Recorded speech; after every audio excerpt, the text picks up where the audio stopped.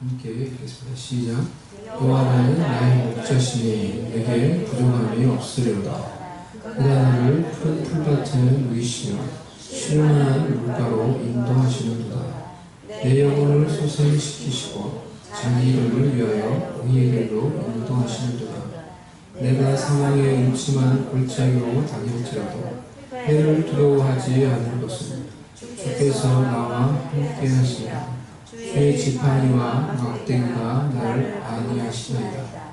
주께서 내 원수의 목전에서 내게 상을 차려주시고 기름을 내 머리에 부으셨으니 내 잔이 넘치나이다.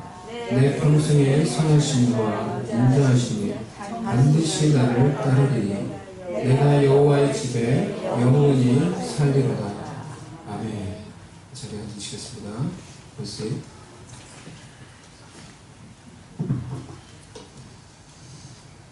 하반기 목장 사역을 이번 주부터 시작합니다. 지난주에 원래 시작했죠. 지난주는 근데 연합 목장 우리가 모였고 이제 이번 주에는 이제 목장 나눠진 목장으로 이렇게 모입니다. 그래서 실제적인 어떤 이 목장 모임 사역이 남목장들이 이렇게 하는 것이죠. 그래서 목장 사역을 시작하면서 세워지는 목자들, 또 우리 목원들, 또 우리 목장을 목자 대신 하나님이 부어주시는 그들을 위해, 그 목장 위에 목자 대신 하나님이 부어주시는 그런 기름 부으심의 은혜가 있기를 축복합니다. 목장 사역을 시작하면서 그래서 제가 이 시편 23편 말씀을 나누기를 원했어요. 우리 목자들에게 이 하나님이 부어주시는 그런 기름 부으심이 있기를 원하는 마음, 우리 목원들에게 그런 이 하나님이 주시는 그런 은혜, 그 목장 가운데 그런 은혜가 있어야 되는데, 그런 기름 부으심이 있어야 되는데, 그래야지 우리가 이 사역을 하나님 앞에서 잘 감당할 수 있는데, 그런 생각을 제가 했었습니다. 우리의 힘과 우리의 능력으로 할 수가 없죠. 제 자신도 자격이 없는 사람이에요. 할 수가 없는 사람이고, 우리의 힘과 우리의 능력으로 하나님이 우리에게 맡겨주시는 그런 일을 감당할 능력과 형편과 처지가 못 돼요. 그래서 우리에게 하나님이 부어주시는 기름 부으심이 있어야 돼요. 그 기름 부으심을 우리가 사모하고 그 기름 부으심을 위해서 기도하고, 그래서 하나님이 부어주시는 그 기름 부으심으로 능력 있게 하나님의 일들을 감당할 수 있게 되는 우리 목자들이 되고 우리 목원들이 되고 우리 목장이 되기를 주의 이름으로 축복합니다. 그래서 이 시편 23편 말씀을 여러분과 같이 좀 그런 생각을 하면서 나누기를 원했습니다. 이민자들에게, 이 외국인들에게 이 미국 땅에서 사는 것이 참 광야와 같을 때가 많이 있습니다. 미국이 좋은 땅이지만은 때로는 그렇게 타지에서 우리 같이 온 이런 사람들에게는 광야, 그렇게 정말 광야 이렇게 느껴질 때가 많이 있습니다. 이 광야 같은 세상을 우리가 살아갈 때 우리를 이끌어줄 진정한 목자가 우리 가운데 없다고 하면은 우리의 삶은 정말로 목자 없어서 유리방황하는 그 양들과 같을 것입니다. 광야와 같은 세상 속에서 의지할 곳이 없는 이 세상 속에서 우리가 살아가면서 믿음의 사람 다윗이 했던 이 믿음의 고백들을 통해서 우리도 이 세상을, 광야 같은 세상을 살면서 이 세상을 이길 수 있는 지혜와 믿음을 우리가 배우고 얻기를 원합니다. 다윗이 했던 첫 번째, 우리가 붙들어야 될 첫 번째 믿음의 고백은 하나님이 우리의 목자가 되신다는 것입니다. 그럼 한번 따라해 보겠습니다. 하나님이 우리의 목자가 되십니다. 다시 한번. 하나님이 우리의 목자가 되십니다. 하나님이 나의 목자가 되십니다. 이것이 다윗이 했던 핵심적인 가장 중요한 고백이었어요. 여호와는 나의 목자시니 내게 부족함이 없으리로다. 다윗이 했던 그야말로 믿음의 고백이에요. 다윗은 여호와는 나의 목자시니 라고 이렇게 고백하고 하나님을 향한 신뢰를 고백하는 거예요. 그가 하나님을 어떻게 신뢰하는지를 고백하는 거예요. 그래서 이 시편을 신뢰의 시라고 해요. 신뢰의 시, 믿음의 시. 하나님을 향한 그 신뢰를 고백하는 거예요. 여호와는 나의 목자시니 라고 이렇게 고백하며 하나님을 향한 그가 가지고 있는 믿음, 신뢰, 트러스트를 고백하고 이 고백을 바탕으로 광야와 같은 세상을 살면서도 이 신뢰의 고백이 있기에 목자 되신 하나님의 공급하심으로 만족하는 삶을 삽니다 라고 고백을 하고 있는 거예요. 참으로 놀라운 고백이에요. 내게 부족함이 없으리로다. I lack nothing. I shall not be in want. Because God is my shepherd. I shall not be in want. 나는 부족하지 않을 것입니다. 베들레헴 들판에서 직접 목자가 되어서 양들을 쳐봤던 이 다윗은 목자가 어떤 일을 하며 또 양들은 어떤 존재인지 잘 알고 있었습니다. 목자는 자신의 양들을 지키고 돌보고 양들에게 필요한 모든 것을 공급해 줍니다. 그게 목자가 하는 일이에요. 그리고 양은 자신의 목자가 누구인지 알아요. 양이 어리석고 때로는 미련하고 참 연약한데 양의 독특한 특징이 있어요. 양은 자신의 목자가 누구인지 정확하게 알아요. 양은 양의 목자의 음성을 듣는다 했어요. 그리고 자신의 목자의 음성을 알고 그 목자 말을 따라가요. 그것이 양이 가지고 있는 조금 독특한 특징이라고 할 수가 있어요. 우리 요한복음 10장 말씀을 한번 보면요, 제가 찾을 수 있는 거 한번 찾아보시면 좋습니다. 요한복음 10장 예수님이 그런 말씀을 하셨죠. 목자에 대해서 양에 대해서 말씀을 하시면서 예수님이 이렇게 말씀하셨어요. 2절부터 보면은 문으로 들어가는 이는 양의 목자라. 문지기는 그를 위하여, 목자를 위하여 그를 위하여 문을 열고 양은 그의 음성을 듣다니 그가 자기 양의 이름을 각각 불러 인도하여 내느니라. 자기 양을 다 내놓은 후에 앞서가면 양들이 그의 음성을 아는 거로 따라오되 타인의 음성은 알지 못하는 거로 타인을 따르지 아니하고 도리어 도망하느니라. 양과 목자의 관계를 정확하게 예수님이 묘사를 해놓은 거예요. 이거는 이제 정말로 이런 거예요. 이제 뭐 이게 뭐 신앙적인 게 아니고 목자는 이런 거고 양은 이런 거예요. 그 세상 어디에서도 이제 그 당시에도 이스라엘도 이제 이런 거예요. 목자는 이런 거고 양은 이런 거예요. 그것을 정확하게 말씀을 해 놓으신 거예요. 목자에 대해서, 양에 대해서 예수님이 설명하시면서 박찬남 선생님 집에 이 목장 같은 그 큰 그 집에 여러 동물을 키울 때가 있었어요. 그래서 양을 키울 때가 있었죠. 양을 그래서 가까이 볼 수 있는 기회가 있었어요. 여러분도 양이 있을 때 양을 보셨는지 모르겠는데 양을 키웠어요. 저 맞은편 그 땅에서. 양은 되게 멋있잖아요. 양이 좀 멋있어요. 양이 좀 멋있고 좀 품위가 있어서 어떻습니까? 가서 좀 사진을 찍으려고 딱 가면은 웬걸 없어. 이런 사진 찍자 해도 웬걸 양들은 벌써 다 도망가고 없어요. 사진을 좀 찍으려고 내가 가면 다 도망가. 그러니까 이거 사진 찍기가 어렵더라고요. 그러니까 양들은 자기 목자만 따라요. 자기 주인, 자기 목자만 딱 따르는 거예요. 그러니까 모르는 사람이 가니까 다 도망다녀요. 같이 뭐 있을 수가 없더라고요. 근데 염소는 달라요. 염소가 저 집도 염소를 지금 많이 키우는데 염소가 많단 말이에요. 염소는 아무나 막 쫓아다녀요. 우리가 가면은 막 와요. 주인이 있고 먹고 그냥 아무나 그냥 막 와가지고 막 붙어요. 어떤 면에서 야 친근하고 좋다 이런 생각을 했는데 그게 염소가 가지고 있는 특징이에요.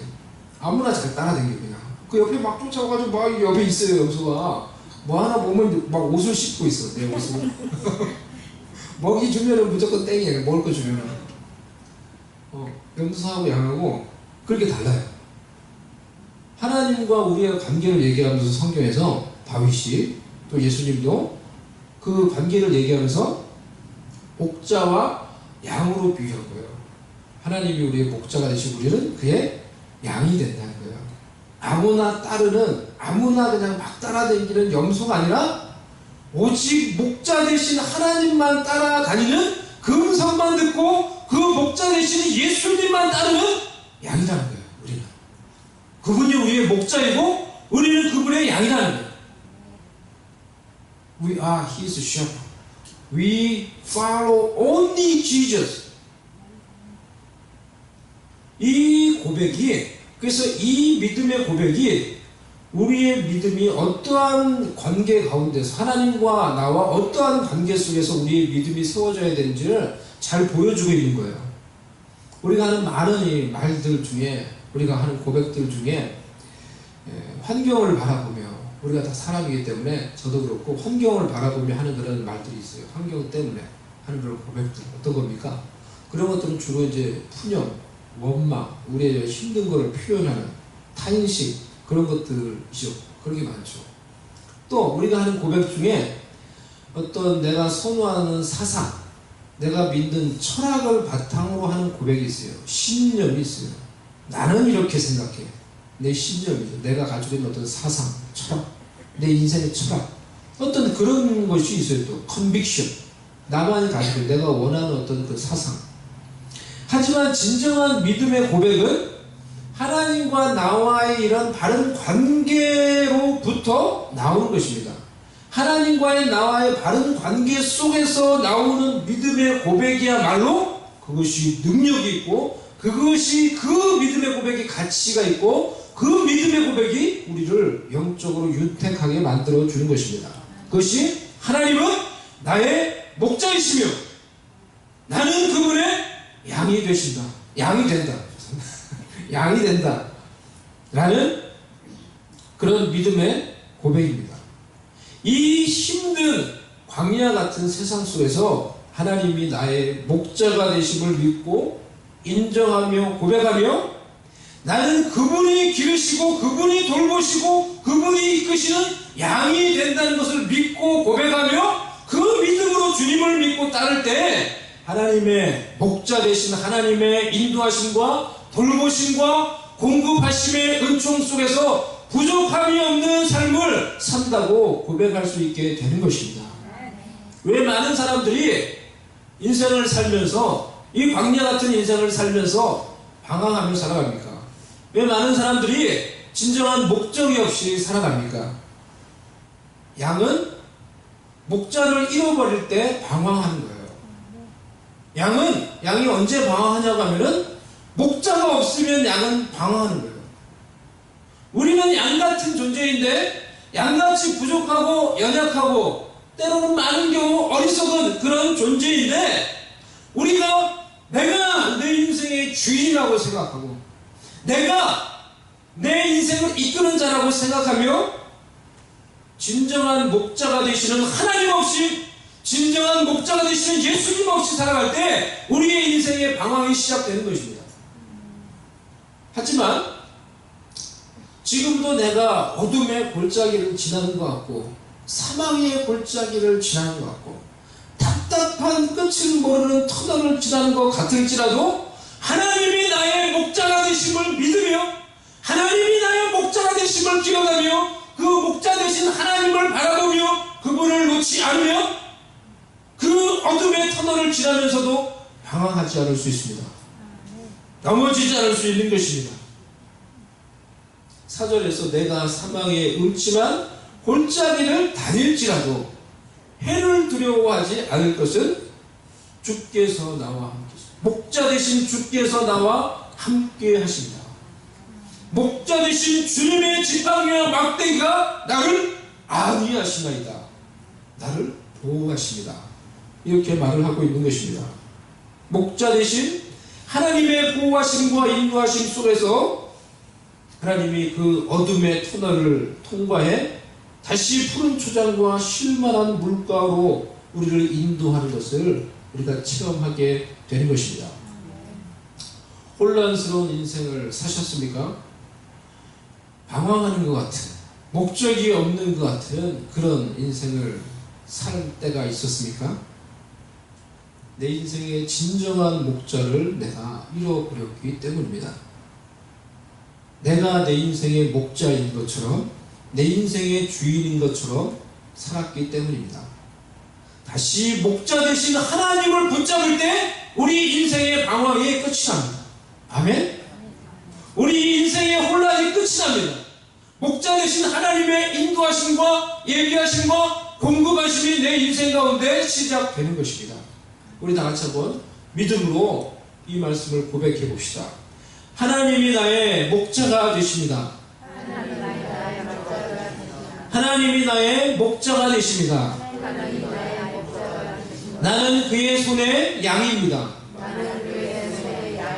나는 그의 손의 양입니다. 이 믿음의 고백으로 목자 되신 하나님만을 바라보며 붙들며 따르며 나아감으로 하나님이 우리의 인생길 가운데 예비하시며 인도하시며 필요한 것을 따라 공급하시는 그런 은총 속에서 살아가는 저와 여러분 될 수 있기를 바랍니다. 아멘. 두 번째 믿음의 고백은 하나님이 나의 공급자가 되십니다. 라고 따라해보겠습니다. 하나님이 나의 공급자가 되십니다. 하나님이 나의 공급자가 되십니다.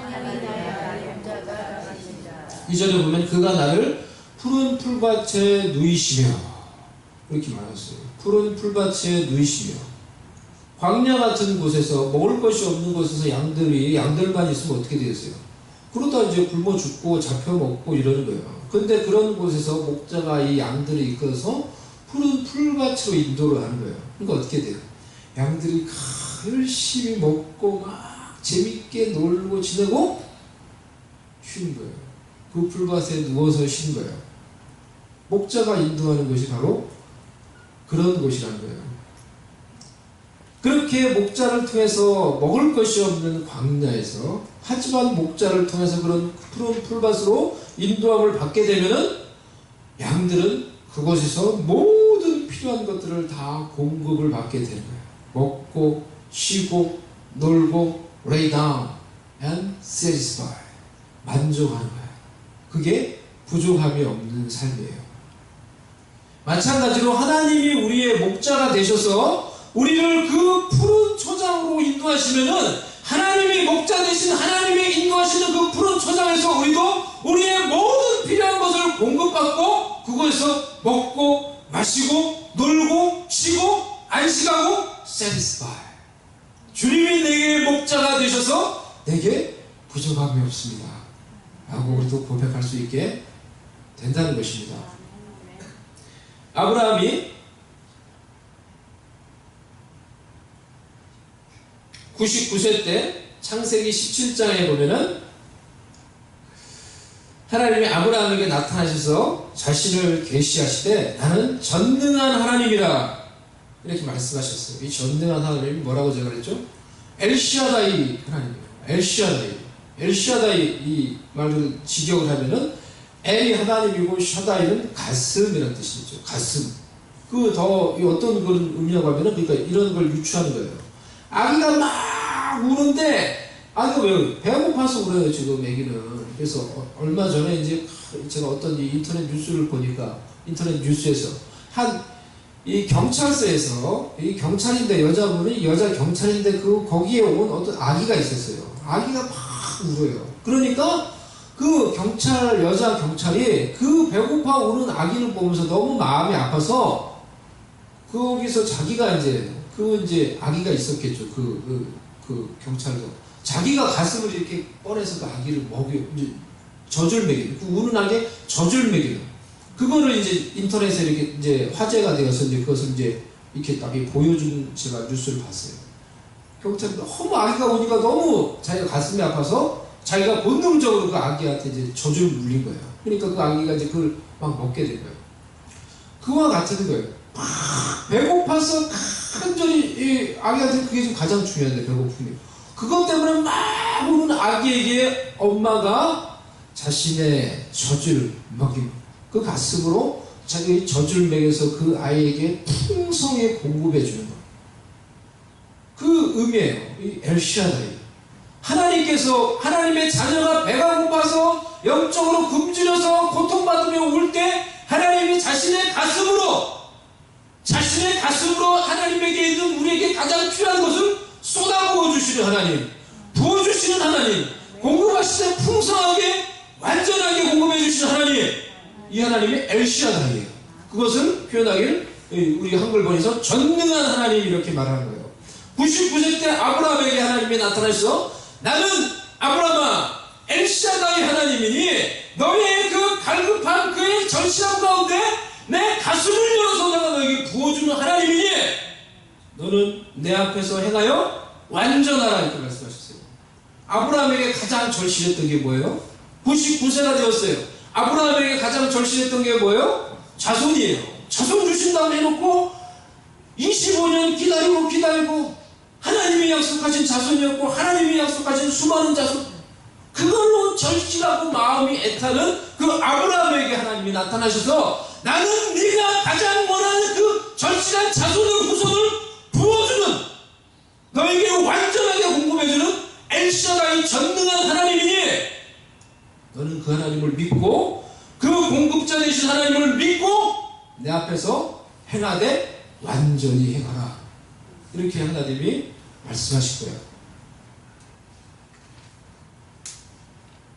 그 풍성한 공급자 되신 전능하신 하나님을 믿고 믿음에 굳게 서서 온전히 행하라고 이렇게 말씀을 하신 것입니다.